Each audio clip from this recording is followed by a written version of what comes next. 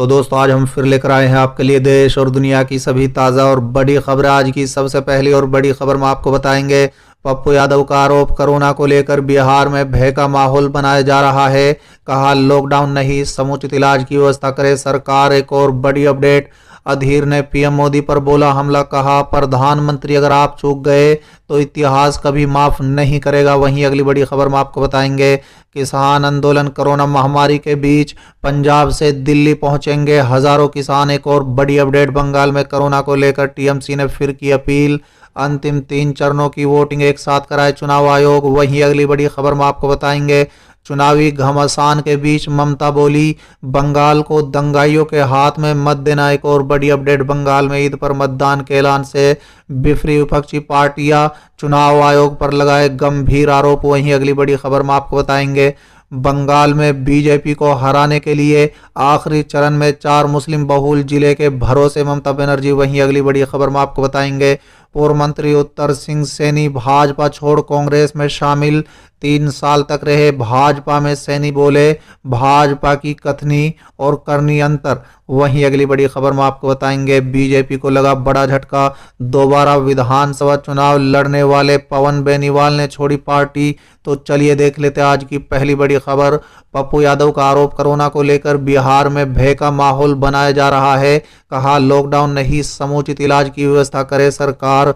दरअसल दोस्तों, जन अधिकार पार्टी का अध्यक्ष पप्पू यादव ने आरोप लगाया है कि बिहार में कोरोना को लेकर भय का माहौल बनाया जा रहा है। सरकार लॉकडाउन लगाकर अपनी नाकामियों को छुपाना चाहती है। लॉकडाउन इस समस्या का समाधान नहीं है, हमें अपने हेल्थ इंफ्रास्ट्रक्चर को मजबूत करना होगा। अभी तक सरकार बेहतर अस्पताल और ऑक्सीजन की व्यवस्था नहीं कर पाई है। चलिए अगली खबर, अधीर ने पीएम मोदी पर बोला हमला। कहा प्रधानमंत्री अगर आप चूक गए तो इतिहास कभी माफ नहीं करेगा। दरअसल दोस्तों, महामारी के तेज संक्रमण और सियासी घमासान के बीच कांग्रेस के बंगाल इकाई के अध्यक्ष अधीर रंजन चौधरी ने पीएम नरेंद्र मोदी पर हमला बोलते हुए कहा है कि प्रधानमंत्री हमेशा की तरह कुछ अच्छा करने के बजाय केवल झूठ का सहारा ले रहे हैं और लोगों को गुमराह कर रहे हैं। यदि वो चूक जाते हैं तो इतिहास माफ नहीं करेगा। बुधवार को एक के बाद एक 4 ट्वीट में अधीर रंजन चौधरी ने पीएम नरेंद्र मोदी की जमकर आलोचना की। अपने पहले ट्वीट में पीएम मोदी को भी टैग किया है। अधीर रंजन चौधरी ने लिखा, समय पर उठाया गया कदम ही भविष्य के सुरक्षित करता है।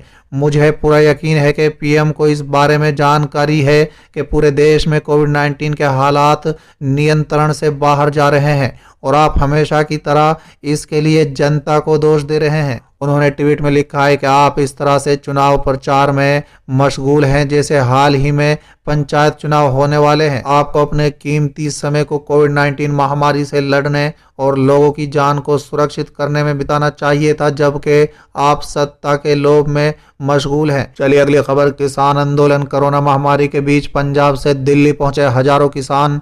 दरअसल दोस्तों, दिल्ली के टीकरी बॉर्डर पर किसानों का आंदोलन जारी है। मंगलवार को किसानों ने धन्ना सेठ जाट का जन्मदिवस मनाया और समाज के सभी तबकों से किसान आंदोलन में हर तरह की सहायता देने की अपील की। किसानों ने बताया है कि बुधवार को पंजाब से हजारों किसान टीकरी बॉर्डर पहुंचेंगे।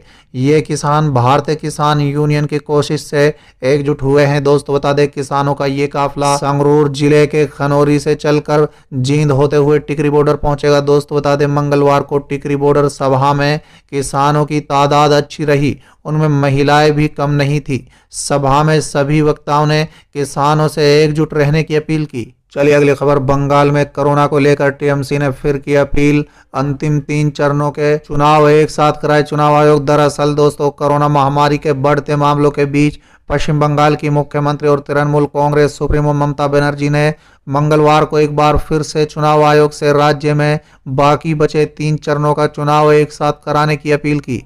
दोस्तों बता दें, पिछले हफ्ते में मुख्यमंत्री ममता बनर्जी ने चुनाव आयोग से बचे हुए चरणों के चुनाव एक साथ कराने का अनुरोध किया था।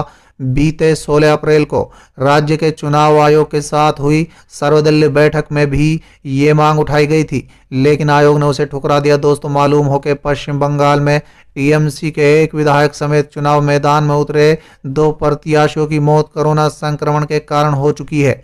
बीते 17 अप्रैल को 5वें चरण के चुनाव के दौरान बीरभूम जिले के मुरारी सीट से टीएमसी के निवर्तमान विधायक अब्दुल रहमान की कोविड-19 की चपेट में आने के कारण मौत हो गई। दोस्तों बता दें, एक बार फिर ममता बनर्जी ने चुनाव आयोग से यह अपील की है कि बीते 3 चरणों के चुनाव एक साथ कराए जाएं। चलिए अगली खबर। चुनाव घमासान के बीच ममता बोली, बंगाल को दंगाइयों के हाथ में मत देना। दरअसल दोस्तों, टीएमसी अध्यक्ष और पश्चिम बंगाल की मुख्यमंत्री ममता बनर्जी ने मुर्शिदाबाद में लोगों को संबोधित करते हुए कहा है कि बंगाल को दंगाइयों के हाथ में मत देना। उन्होंने कहा है कि उनके पास सूचना है कि वो लोग रामनवमी के मौके पर दंगा करने की साजिश रच रहे हैं। सावधान रहिए, किसी के कहने पर हिंदू और मुसलमान एक दूसरे के खिलाफ ना खड़े हों। वाम दल कांग्रेस और संयुक्त मोर्चा भाजपा का दूसरा चेहरा बताते हुए ममता ने लोगों से उनके उम्मीदवार को वोट न करने की अपील की है। दोस्तों बता दें, मुख्यमंत्री ने कहा है कि मुर्शिदाबाद की 2 विधानसभा सीटों का चुनाव प्रत्याशियों के निधन से टाल दिया गया है। मुझे पता चला है कि यहाँ चुनाव 13 मई को होंगे। उन्होंने कहा है कि अगर ईद 13 मई को पड़ती है तो मतदाता त्योहार मना सकें, ये ध्यान में रखकर चुनाव आयोग को तारीख का निर्णय लेना होगा। दरअसल दोस्तों, मुर्शिदाबाद और मालदा जिले में गंगा नदी के कटाव के जिक्र करते हुए ममता ने कहा है कि केवल केंद्र की नीतियां ही कटाव रोक सकती हैं। चलिए अगली खबर। बंगाल में ईद पर मतदान के ऐलान से बिफरी विपक्षी पार्टियां, चुनाव आयोग पर लगाया गंभीर आरोप। दरअसल दोस्तों, चुनाव आयोग को ईद के दिन मतदान कराने के फैसले के बाद तृणमूल कांग्रेस और लेफ्ट पार्टियों ने चुनाव आयोग के इरादे पर सवाल किया है और चुनाव पैनल पर मुस्लिमों के खिलाफ पक्षपाती होने का आरोप लगाया है। दोस्तों बता दें, विपक्षी पार्टियों के आरोप पर भाजपा ने भी पलटवार किया है। दोस्तों बता दें, पश्चिम बंगाल में मस्जिद समिति की सबसे बड़ी संस्था बंगाल इमाम एसोसिएशन ने मंगलवार को चुनाव आयोग से अपील की है कि वो शमशेरगंज विधानसभा सीट पर ईद के कम से कम 3 दिन बाद मतदान की तारीख रखे। यहां कांग्रेस उम्मीदवार रजाउल हक की मौत के बाद चुनाव होने। दोस्तों बता दें कि रजाउल हक को कोविड-19 संक्रमित होने के बाद उनके पिछले गुरुवार को मौत हो गई थी। चलिए अगली खबर। बंगाल में बीजेपी को हराने के लिए आखिरी चरण में 4 मुस्लिम बहुल जिलों के भरोसे ममता बनर्जी। दरअसल दोस्तों, पश्चिम बंगाल की मुख्यमंत्री ममता बनर्जी विधानसभा चुनाव के लिए आगामी चरणों के लिए अब मुर्शिदाबाद, उत्तर दिनाजपुर और दक्षिण दिनाजपुर पर ध्यान केंद्रित कर रही है। ममता इन 4 जिलों में लोगों को बता रही है कि टीएमसी राज्य में अगली सरकार तभी बना पाएगी जब यहां से सीटें जीतेंगी। दोस्तों बता दें, 2016 के चुनाव में जब टीएमसी ने राज्य की 294 सीटों में से 211 सीटें हासिल की, तो भी मालदा, मुर्शिदाबाद, उत्तर और दक्षिण दिनाजपुर में 49 में से सिर्फ 11 सीटें ही जीत सकी। यहां से कांग्रेस ने 26 और वामपंथी ने 10 सीटें जीती थी। मंगलवार को मुर्शिदाबाद के भागा बंगोला में बोलते हुए ममता बनर्जी ने कहा है कि मालदा और मुर्शिदाबाद मौजूदा चुनाव में बहुत महत्वपूर्ण भूमिका निभाएंगे। सीएम ममता बनर्जी ने कहा है कि मैं आपसे एकजुट होने का आग्रह करती हूं, इस बार अपने वोट को विभाजित न होने दें। अगर हमें इन दोनों जिलों और कुछ अन्य में अच्छी संख्या में सीटें मिलेंगी तो हम सरकार बना पाएंगे। चलिए अगली खबर। पूर्व मंत्री उत्तर सिंह सैनी भाजपा छोड़ कांग्रेस में शामिल। 3 साल तक रहे भाजपा में, सैनी बोले भाजपा की कथनी और करनी में अंतर। दरअसल दोस्तों, राजनीतिक इतिहास में रिकॉर्ड तोड़ मतों से जीत हासिल करने वाले पूर्व मंत्री उत्तर सिंह सैनी मंगलवार को भाजपा पार्टी को छोड़कर फिर से कांग्रेस में शामिल हो गए हैं।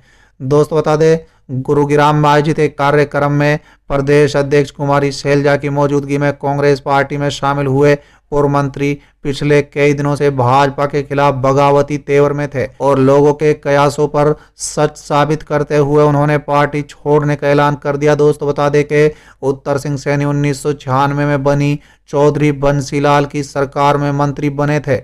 उस चुनाव में उन्हें रिकॉर्ड 51,767 वोट मिले थे। हांसी विधानसभा के इतिहास में इतने मत किसी उम्मीदवार को नहीं मिले हैं। चलिए अगली खबर। बीजेपी को लगा बड़ा झटका, दोबारा विधानसभा चुनाव लड़ने वाले पवन बेनीवाल ने छोड़ी पार्टी। दरअसल दोस्तों, एलनाबाद से भाजपा को बड़ा झटका लगा है। 2 बार विधानसभा चुनाव लड़ने वाले पवन बेनीवाल ने भाजपा को अलविदा कह दिया है। उन्होंने मंगलवार को किसानों के बीच पहुंचकर ये ऐलान किया है कि इस दौरान उन्होंने कहा है कि गत 4 महीनों से वो 3 कृषि कानूनों को लेकर आहत हैं और बीजेपी की ऐसी किसान विरोधी नीतियों से वो ऊब चुके हैं। उन्होंने कहा है कि बेशक प्रदेश के मुख्यमंत्री मनोहर लाल की नीयत और नीति बहुत ही अच्छी है, लेकिन 3 कृषि कानूनों पर उनकी सुनवाई नहीं हुई और ना ही भाजपा ने उनके विधानसभा क्षेत्र में करवाए जाने वाले विकास कार्य की तरफ ध्यान दिया। इसलिए वो बीजेपी में रहकर घुटन महसूस करने लगे हैं। बीजेपी से उनका मुंह भंग हो गया है। आज उन्होंने बीजेपी से नाता तोड़ लिया है।